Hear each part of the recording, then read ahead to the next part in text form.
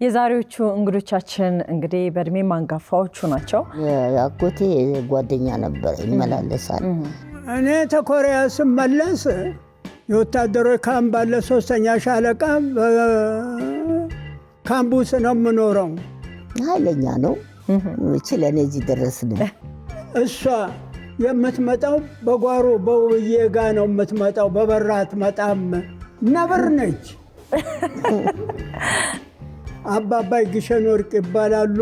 አሁን ጠየቅን አይሆንም ብለው እምቢ ይላሉ።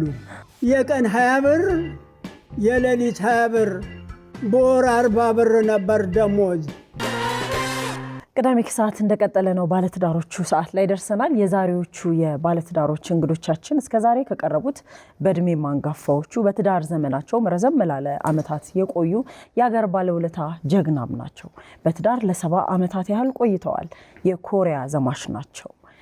50 አለቃ ጥላሁን ተሰማና ባለቤታቸው ወይዘሮ አበበች ፋንታውን እንግዲህ እዚህ ስቱዲዮ ናቸውና እነሱን እንግዲህ በክብር ቆመን እንቀበላቸዋለን ማለት ነው።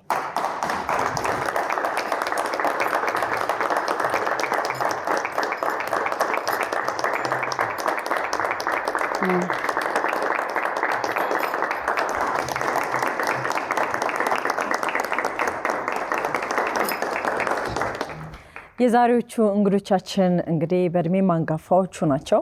50 አለቃ ጥላሁን በ1940ዎቹ መጀመሪያ አካባቢ አንደኛ ቃኘው ሁለተኛ ቃኘው ከሚባለው እንግዲህ በሁለተኛ ቃኘው የኮሪያ ዘማች ናቸው። በአንገታቸው ያደረጉት በርከት ያሉ የክብር ኒሻኖችና ሽልማቶችም በዚያ ምክንያት ነውና ስለ አገር ስለከፈሉት ዋጋ እኛም እንግዲህ እጅግ አድርገን እናመሰግናለን።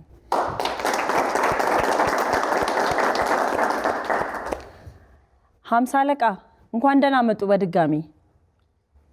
አሁን እድሜው ስንት ይሆናል? እድሜህን ጠይቃለሁ። 101 ዓመት ነው አሁን። 101 ይሄን ያህል ጊዜ በጤና እንግዲህ ቀጥ ብሎ ነው የመጡትና ጤናማ ነው።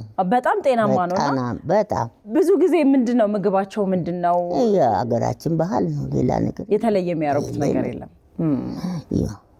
ሀገራችን ባህል 101 ዓመት ጠንካራ ነው። አሁንም ቢሆን አዎ ጠንካራ ናቸው። ጆሮአቸው እንግዲህ ትንሽ የመስማት ችግር አለ እንጂ ትንሽ ጆሮ ነው እንጂ በጉልበት በኩል አሁን ብትወጪ ከሱ ጋር እኩል አትራመጂም። በደንብ ነው የሚራመደው። ይራመዳል።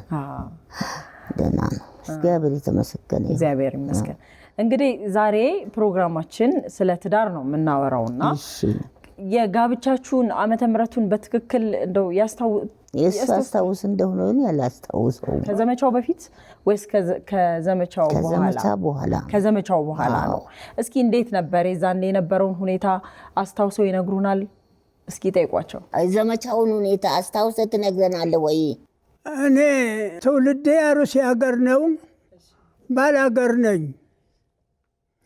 በ43 ዓመተ ምህረት ጃንሆይ የክብር ዘበኛ ሰራዊትን ወደ ደቡብ ኮሪያ ወደ ጦር ሜዳ ሲልኩ እነኚህ ኮሪያ የሄዱ ዘማቾች ሰው በላ ሀገር ነው የሚሄዱት፣ አይመለሱም። በመሬት ነው ተመልምዬ መጣሁ። በ43 ተቀጠርኩ። በ43 አዲስ አበባ ገባሁ። በ44 ዓመተ ምህረት መጋቢት 5 ቀን ኮሪያ ዘመተሁ። ክፉንም ደጉንም አሳልፌ ለሀገራቸው ጥሩ ክብር፣ ጥሩ ስም፣ ጥሩ ሰላም አትርፌ የተመለስኩ ባለውለታ ነኝ።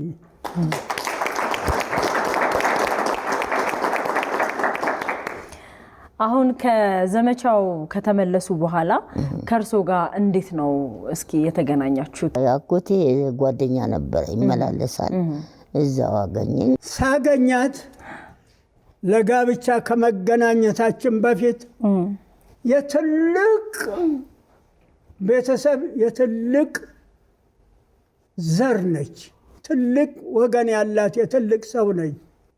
የኔ ጓደኛ አብሬው ኮሪያ የዘመትኩት 50 አለቃ መኮንን ተክሌ ይባላል። እሱ የእሷን አክስት አግብቷል። አሁን አብረን እሱ ኮሪያኖች ክብር ዘበኛ ሆስፒታል ሰራተኛ ነው። አንዳንድ ጊዜ ለሕክምናም ሆነ አንዳንድ ነገር ስንገናኝ ከሱ አንተ ለምንድን ነው ሚስት የማታገባው? ብቻህን እንዴት ትኖራለህ ይለኛል። እኔ ምን እንደሆነች አውቃለሁ፣ የማን እንደሆነች አውቃለሁ። ምን ብዬ ልጠይቅ? ማን ልላክ? እማቤት ልጃገረድ አለ፣ እማቤት ሴት አለ ብዬ ምን ብዬ ልላክ አልኩት። እንዴ የእሱ ባለቤት መሬት ቅለላትና ውብዬ ትባላ የውብነሽ አክስቷ የሆነች ልጅ አለች። ታዲያ እንዴት አገኛለሁ? አሁን እኔ ብልሃት እንፈጥራለን። ግቢው ትልቅ ነው። የነሱ ፕሮግራም አላቸው ቤተሰባቸው። ዛሬ ታላቋ፣ ነገ ቀጥላ፣ ተነገ ወዲያ ቀጥላ፣ ከዛ ቀጥሎ ከ7 ከ8 ክፍል የበለጠ ግቢው አለ። ማህበር አላቸው። ቡና ሲጠጡ ዛሬ ከሌ ቤት ነው፣ ዛሬ ከሌ ቤት ነው። አሁን እሱ ቤት ቡና ሲፈላ ቡና ጠጩ በሙሉ ይገባል። ምን ይለኛል? እሷ የምትመጣው በጓሮ በውብዬ ጋ ነው የምትመጣው፣ በበራ አትመጣም። ስትመጣ እዛ ጋ ነው የምትቀመጣው፣ ተመልከታት አለኝ። እሺ ነብር ነች። ከመምጣታ ቁጭ ነው፣ ብድግ ካለች ሙልቅ ነው። አየሃት አለ። አዎ እንግዲህ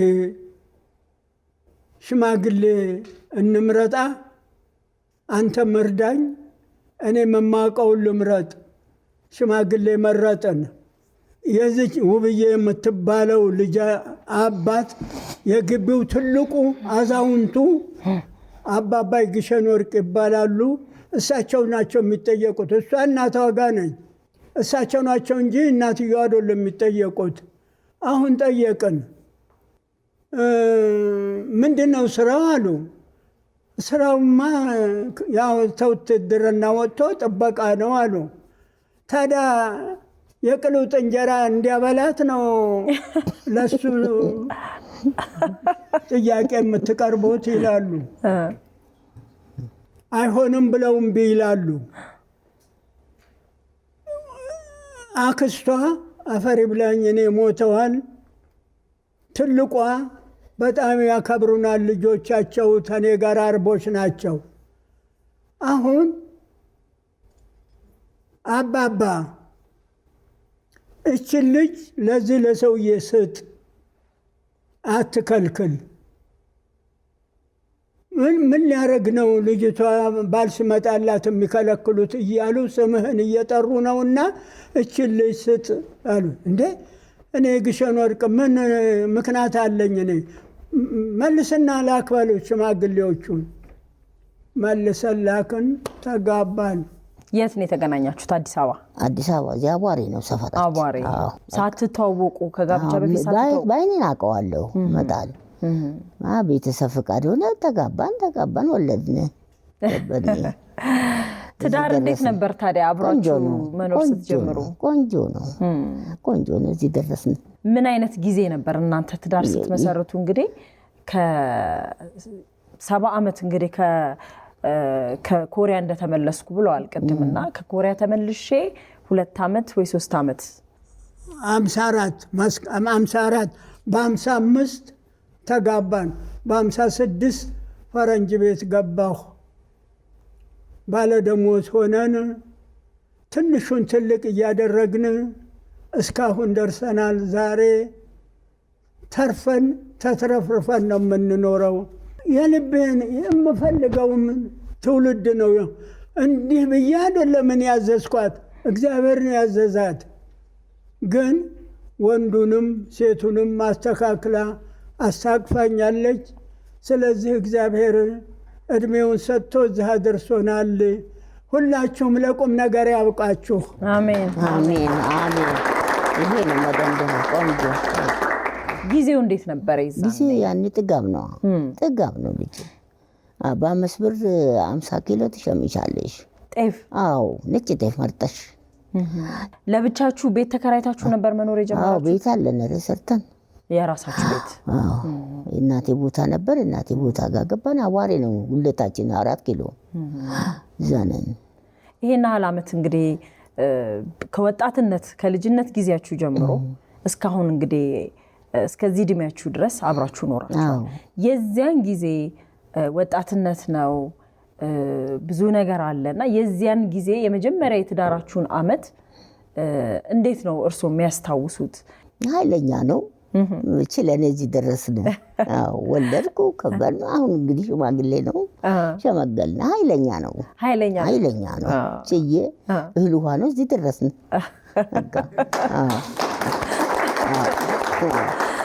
እስቲ እርሳቸውን በትዳር ዘመኖ እንዴት ነበር? እስቲ እርሳቸውን ይጠይቁልን። ትዳራቸው ለእርሳቸው እንዴት ነው? እስኪ እርሳቸውን ይጠይቁ። ትዳር ሁኔታ ንገራቸው። እኔ ተኮሪያ ስመለስ ገና ምኑንም አላቅ፣ ትዳር የሚባል ነገር አላቅም። እንደውም የምኖረው የወታደሮች ካምፕ ባለ 3ኛ ሻለቃ ካምቡስ ነው የምኖረው። ጊዜው አልፎ ጊዜው ሲተካ ወደ ትዳር መንፈስ መግባት ጀመርን ከጓደኛ ጋራ በመነጋገር። ከዚህ በኋላ በ53 ዓመተ ምህረት ግርግር ነበረ። በ53 ከውትድርና ወጣሁ። በ54 በ55 ዓመተ ምህረት የጋብቻ ስነ ስርዓት ፈጸመን። ዓመተ ምህረቱን እሳቸው በደንብ ነው ተምሯላ። እሺ በ55 አሁን እኛ እግዚአብሔር የተመሰገነ ይሁን 4 ልጆች አሉን። 2 ወንድ 2 ሴት። ወንዱም ወንድም እንዳያምረው እንዳይናፍቅ፣ ሴቷም ሴት እንዳይናፍቅ አስተካክላ የወለደች ሰው ነው።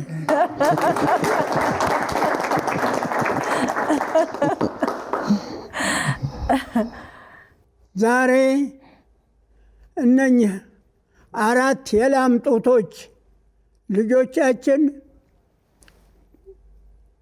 ከማንም በላይ ናቸው፣ ሙሉ ናቸው። ስለዚህ እግዚአብሔር የተመሰገነ ይሁን።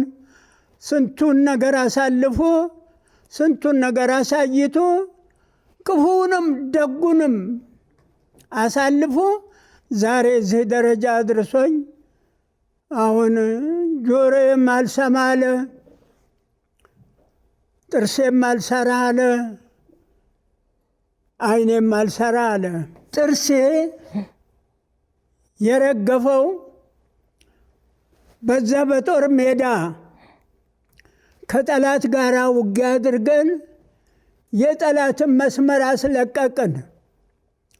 አሁን ያንን የጠላት የለቀቀውን መስመር ለመያዝ ከባድ መሳሪያ ነኝ፣ 57 ነው፣ ከባድ መሳሪያ ነው የኔ። ያን ቦታ ለመያዝ እንሮጣለን። ጊዜው በረዶ ነው። በረዶ እንደ የተነጠፈ ነው። ከመሬት የዚህን ያህል ወደ ላይ ያለው በረዶ ድንጋይ ነው። ያን ቦታ ለመያዝ መሳሪያውን ተሸክመን ስንሮጥ በረዶ አዳጠኝ። ወደፊት እንደዚህ ወደቁ። እንዲህ ስወድቅ መሬቱ ሲሚንቶ በረዶ እንደዚህ መታኝ። እንደዚህ ወደቁ።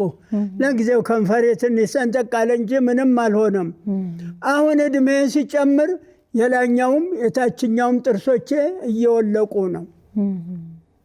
ከዚህ ቀደም እንግዲህ ይህን ያህል ዓመት በጋብቻ መኖር መቼስ ለብዙዎች ትምህርት የሚሰጥ ነው። ምክንያቱም ትክክል ስትኖሩ በዚህ ሁሉ ዓመታት መቼስ ግጭት ሳይፈጠር ቀርቶ አይደለም። ተቻችላችሁ ነው የኖራችሁትና እስኪ እንደው ለዚህ ዘመን ትዳር ለሚመሰረቱ ሰዎች ከእናንተ ልምድ ተነስታችሁ እንደው ምን ትመክራላችሁ?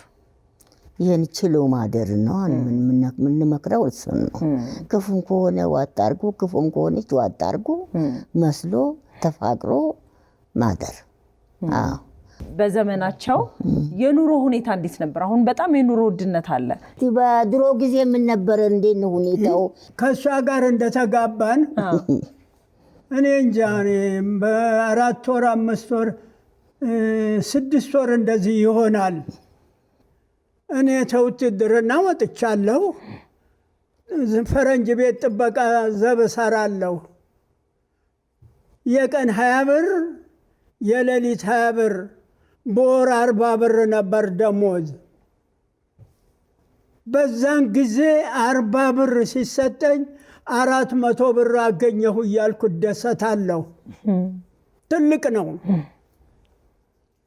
አሁን ለቀለባችን ገበያ ሱቅ ወፍጮ ቤት ሄዳ 50 ኪሎ የአዳ ጤፍ ተመርጦ የአዳ ጤፍ ይባላል 50 ኪሎ ጤፍ በ10 ብር ገዝታለች። በ10 ብር 50 ኪሎ ጤፍ። አንድ ጓደኛ አለኝ፣ አገሩ ሰላሌ ነው፣ ወደዛ ይመላለሳል። እባክህ አንተ ልጅ ከአገር ቤት ጤፍ ይዘህልኝ ና አልኩት። ጥቁር ጤፍ ነው አለ። እኔ ጥቁር ሆኜ ጥቁር እጠላለሁ እንዴት? 50 ኪሎ ጤፍ በ5 ብር ነው ያመጣልኝ። 100 ኪሎ ጤፍ 15 ብር ነበረ። እግዚአብሔር የተመሰገነ ይሁን። አሜን አሜን። ለዘላለሙ አሜን አሜን። እሺ አንድ ጊዜ አምላካችን ጌታችን መድኃኒታችን ኢየሱስ ክርስቶስ ስሙን ጠርተን እስቲ እናመስግነው።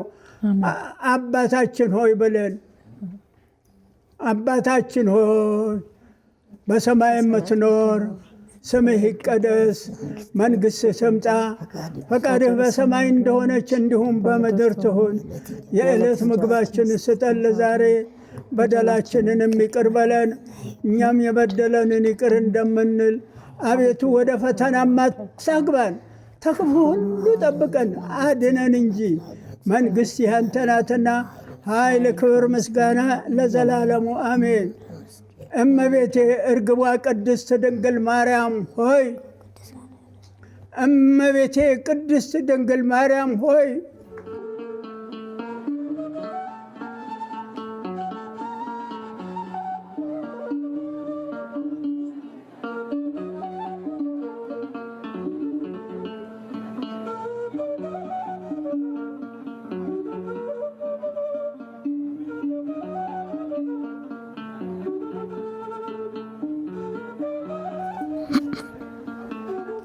ደስታ እኮ ነው ዛሬ። እመቤቴ ቅድስት ድንግል ማርያም ሆይ በመልአኩ በቅዱስ ገብርኤል ሰላምታ ሰላም እልሻለሁ። በሐሳብሽ ድንግል በሥጋሽም ድንግል፣ የአሸናፊው የእግዚአብሔር እናት ሆይ ሰላምታ ላንቺ ይገባሻል። ከሴቶች ሁሉ ተለይተሽ አንቺ የተባረክሽ የማኅፀንሽም ፍሬ የተባረከ፣ ጸጋን የተሞላሽ እናቴ ደስ ይበልሽ። ወላዲት አምላክ ደስ ይበልሽ። አንቺም አምላክ ደስ ይበልሽ። እኔ ደስ ብሎኝ ነው ያለሁት። ከታችም ሳይቀዘቅዘኝ ከላይም ሳይፈጀኝ ለብ ያለ ደስታ ባህር ውስጥ እየዋኘሁ ነው ያለሁት። ደስ ብሎኝ ነው ያለሁት።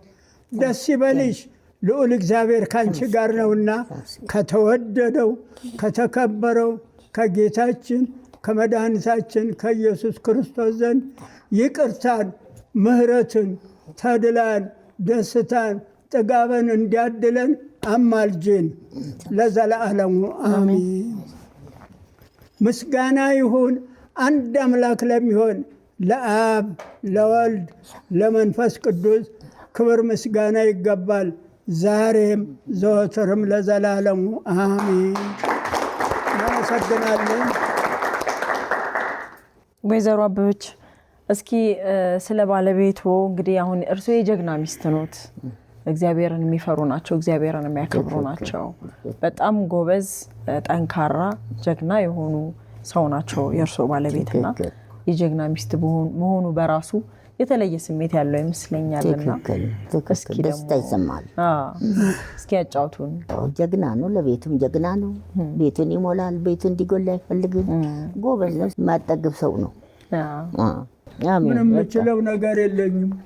50 አለቃ ለባለቤቶ ያለውን ደግሞ እርሶ ለባለቤቶ ያለውትን ፍቅር ደግሞ እስኪ ይንገሩን። እኔ ስለ ባለቤቴ ፍቅር ይሄ ነው የምለው ድንበር የለውም። ውዬ ስገባ አገኛት አይመስለኝም ከፍቅር የተነሳ። በጣም ነው ማፈቅራት፣ በጣም ነው የምወዳት። አሁንም አክባሪ ነኝ። ስንገናኝም ለውጥ የለንም። እንደተገናኘን እሷም በእኔ ላይ ለውጥ የላትም፣ እኔም በእሷ ላይ ለውጥ የለንም። ስለዚህ ሰምና ጨርቅ ሆነን እዚህ ደርሰናል። እንግዲህ ለእግዚአብሔር ምን ይሳነዋል? ተመስገን። እንደ አፈር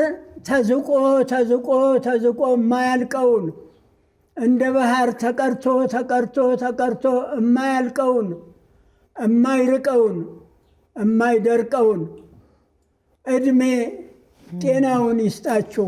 አሜን። አያስቀርባችሁ ምኞታችሁን። እግዚአብሔር ፍጹም ተቀባይ ነው። አገራችን ለዘላለም የተጠበቀች ትሁን። አሁንም ለዘላለሙ ምስጋና ይሁን። አሜን። አመሰግናለሁ። እንግዲህ 50 አለቃ ጥላሁን የኮሪያ ዘማች ናቸው። እንግዲህ ከ60 ዓመት በላይ በትክክል ዓመቱን ባያውቁትም በጣም ለብዙ ዓመታት አብረው በትዳር ቆይተዋል። ፈጣሪያቸውን የሚወዱ ቤተሰባቸውን የሚያከብሩ ባለቤታቸውን የሚወዱ ናቸውና ከእርሳቸው ህይወት ከነሱ ትዳር ብዙ ያወቅነው የተማርነው ፍቅር ይኖራል ብለን እናስባለን። እኛ ጋር መተው ዛሬ ስለሰጡን ጊዜ ስለመከሩን ምክር ስለመርቃታቸው በጣም አድርገን ነው የምናመሰግነው። ወይዘሮ አበበች እንግዲህ አሁንም ረጅም እድሜና ጤና ይስጣችሁ። እንግዲህ ስለመጣችሁ እጅግ በጣም አድርገን ነው የምናመሰግነው። እናንተም ክበሩ፣ እንዲሁ ክበሩ፣ ይስጣችሁ። ትልቅ ሆኑ፣ አገር ጠባቂ ያርጋችሁ። ዋና ሆኑ፣ እንዲሁ እንጀራችሁ ሰፊ ይሁን። ትልቅ ሆኑ። አሁን ምን ልናደርግ ነው? እንግዲህ እኛ ጋር መታችሁ ይሄንን የመሰለ ጊዜ ስለሰጣችሁን እናንተም ስለቆያችሁበት ረዘም ያለ የትዳር ዓመት ኬክ እንቆርሳለን ማለት ነው። ምክንያቱም የደስታ ቀን ነው አይደለ? ለዚህ ላደረሰን ፈጣሪ በጣም አድርገን እናመሰግናለን። ባለቤቱም ብዙ ነገር ነው የሚያስታውሱት፣ የሚናገሩት አንድም ጠብ አይልም።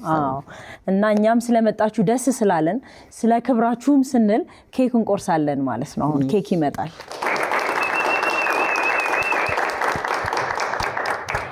እንግዲህ ዛሬ በባለትዳሮቹ ሰዓት 50 አለቃ ጥላሁን ተሰማና ወይዘሮ አበበች ፋንታዬ በባለትዳሮቹ ሰዓት መተው ረዘም ያለ የትዳር የህይወታቸውን አጫወቱን።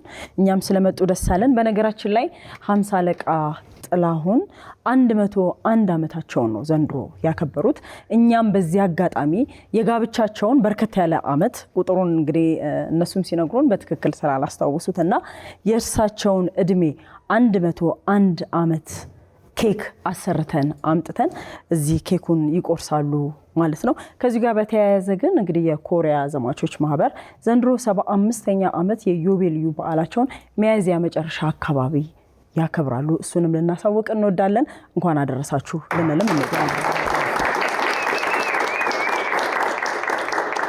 ስለዚህ ኬኩን ይቆርሳሉ ማለት ነው 50 አለቃ። ይሄው ከባለቤቱ ጋር ሆነው ይሄን ኬክ ይቆርሳሉ ማለት ነው። በስመ አብ ወወልድ ወመንፈስ ቅዱስ አሐዱ አምላክ። በስመ አብ ወወልድ ወመንፈስ ቅዱስ አሐዱ አምላክ። በስመ አብ ወወልድ ወመንፈስ ቅዱስ አሐዱ አምላክ።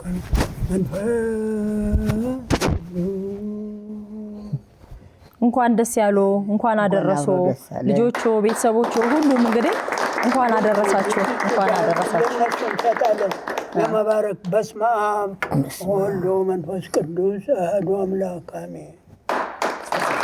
እንኳን አደረሳችሁ፣ እንኳን አደረሳችሁ። እንኳን አደረሳችሁ እንኳን ደስ ያላችሁ አደረሰሽ እሺ ተመስገን አረፍ